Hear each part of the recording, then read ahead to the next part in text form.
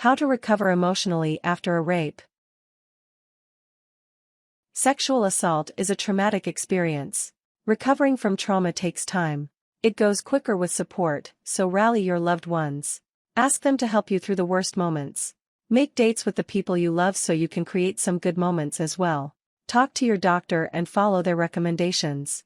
Get support from the institutions you are affiliated with, such as school or work, especially if you need their help getting distance from the perpetrator. Therapy is essential in emotional recovery, but make sure you get a good therapist who is experienced in helping trauma survivors. Method 1: Taking care of yourself. 1. Take care of your physical needs. After a traumatic experience, focus on caring for your body. If you used to have a healthy routine, try returning to that. If you're not sure or if you never had one, try following these guidelines. Get enough sleep. If you're an adult, sleep 7-8 hours a night. If you're a teenager, you need closer to 9-11 hours of sleep.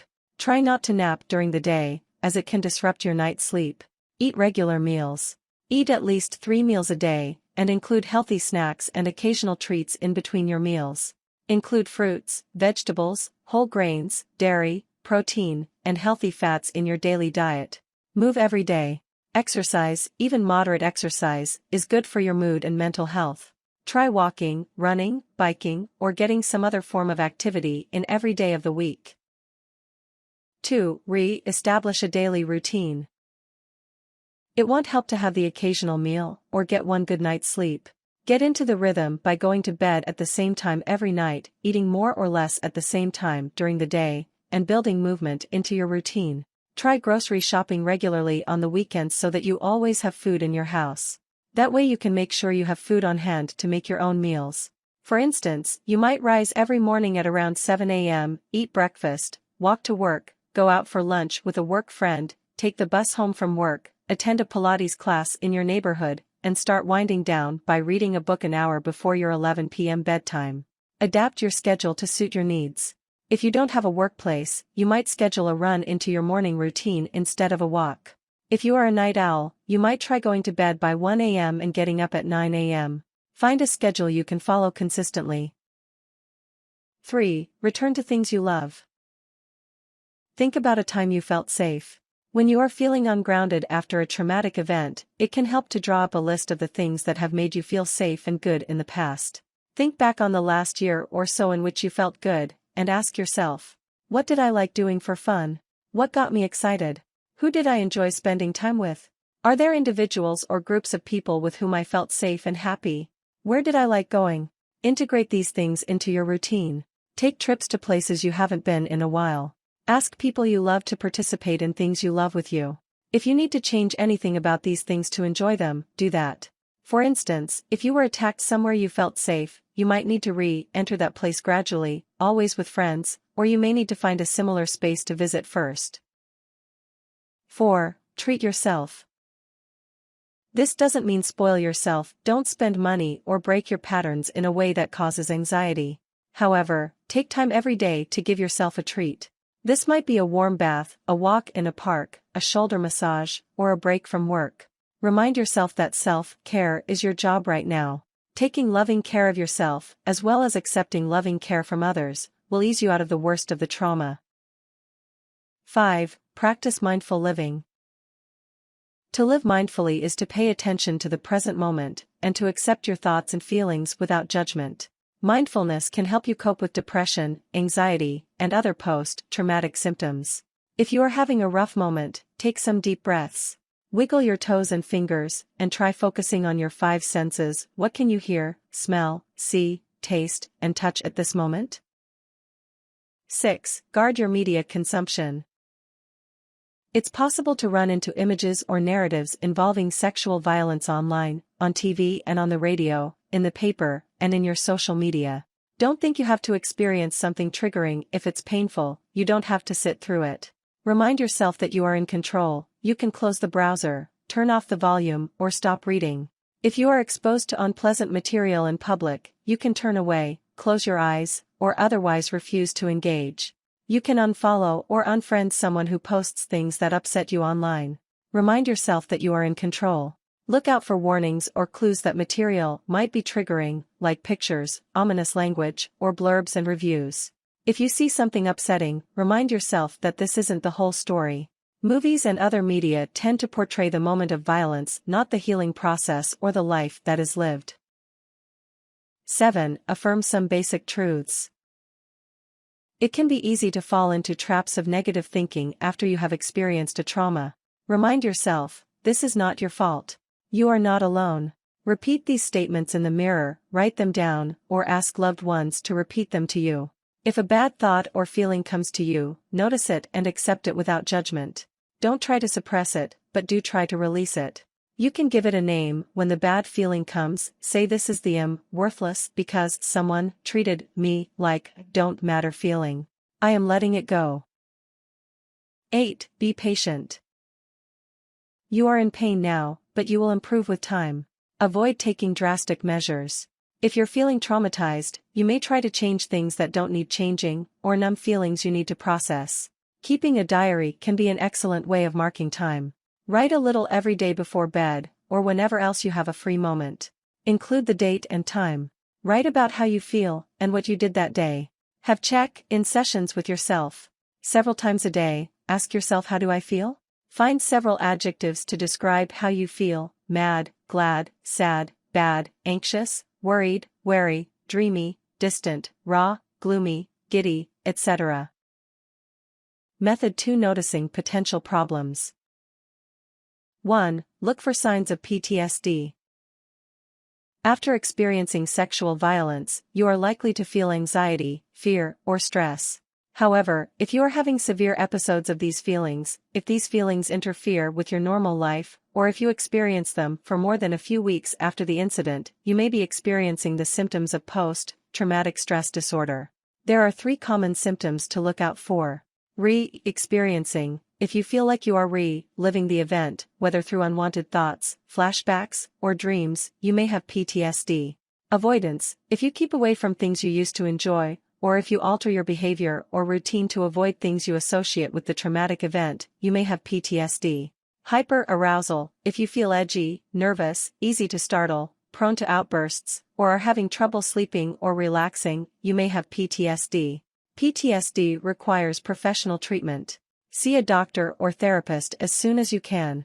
Cognitive processing therapy and prolonged exposure are effective therapeutic methods for coping with PTSD. 2. Recognize the symptoms of depression. You may feel sad, unhappy, hopeless, or disconnected from the things that ordinarily bring you pleasure. If these feelings are disrupting your life, seek help. Don't wait. The earlier treatment begins, the more effective it is. Helpful kinds of therapy include cognitive, behavioral therapy, interpersonal therapy, and problem-solving therapy. There are many medications available to help with depression, but seek therapy first. 3. Learn to weather flashbacks. If you feel yourself plunged into the memory of what happened to you, you are experiencing a flashback. Sometimes it feels like you are experiencing the event all over again, or like the perpetrator is actually there. Flashbacks can make it hard to stay connected to reality. They can be triggered by sensory reminders, like smells or a tone of voice. Learn the signs of an impending flashback so that you can recognize them when you have them, and get yourself back to reality. To get through a flashback, tell yourself you are having a flashback. Say to yourself, the event is over. I survived it. Put a hand on your stomach and take slow deep breaths. Pay attention to your stomach as it rises and falls. Pay attention to your senses. What do you smell, hear, taste, and feel? Find something that would make you feel safer, like sitting in a soft chair, going outside, or spending some time with a loved one. Talk to a therapist about flashbacks, especially if they worsen over time. They can be a sign of PTSD. 4. Check yourself for harmful coping methods. Surviving trauma means you may be at a risk for self-harm, disordered eating, and substance abuse. You may turn to these coping methods to help you survive an emotionally painful moment. However, they can lead to serious health risks and can increase the risk of further trauma. Seek balance. Ask your friends and family to eat meals with you. If substances are becoming a problem, abstain for a while. Find daytime activities that don't involve alcohol or drugs. Seek help from your doctor or counselor if you are engaging in dangerous behaviors or having troubling thoughts. 5. Get immediate help for suicidal thoughts. If you are thinking about hurting or killing yourself, seek immediate help. You can call a counselor, your doctor, 911, or the suicide prevention hotline 1-800-273-TALK, 8255. Tell your loved ones what you are experiencing, and ask them to stay with you while you try to get through the feeling. Your loved one may want to call for help. Let them, but ask them to stay with you while help arrives or while you talk on the phone. Method 3. Getting the help you need. 1. See a therapist. Find a good therapist you like. A therapist who is experienced in survivor counseling is best. When you find a therapist you like, you can discuss a timeline and a method of treatment. You may want to go to your therapist indefinitely, or you may feel best going for a few months only. If you are in the United States, you can locate a specialist using the APA locator. 2. Open up to your network. Get the people in your life to support you during this difficult time. Talking to people you love about what happened is an important part of emotional recovery. Choose to confide in people who take what you say seriously. If someone tries to blow off what you say, talk to somebody else.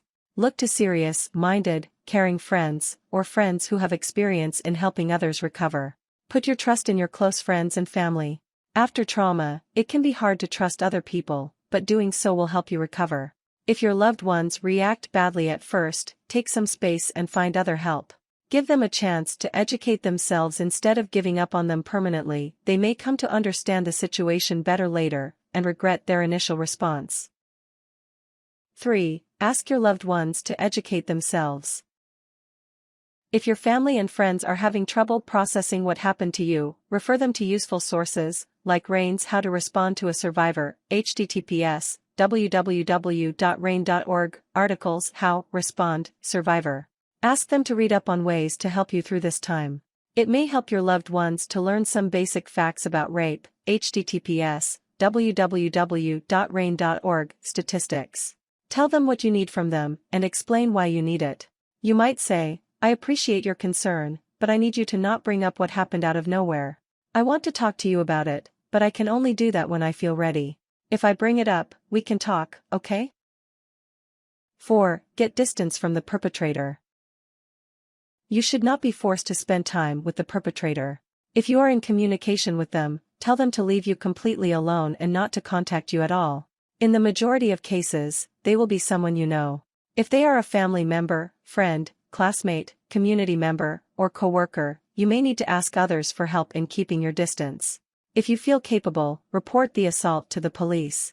You may wish to get a restraining order to keep the perpetrator far from you. Report assault by a classmate to your college, and tell your friends and your residential life counselor. Report assault by a coworker to your supervisor and to HR, and ask to either work from home or have the perpetrator work from home while the situation is investigated. If you live with the perpetrator, try to get them out of the house. If you can't get them out, find a place to stay while you continue to get them out. Talk to leaders and other members of your community about assault that occurs within the community. Ask them to keep the perpetrator out. You shouldn't have to avoid events due to someone else's violence. Tips. Report the rapist if you can bring yourself to do so. Bring a supportive friend or family member along. Warnings. If you ever have thoughts of suicide, don't do anything to hurt yourself. You have been hurt, but everyone's important. Call the emergency services or an international suicide hotline, which is 1-800-724-2433.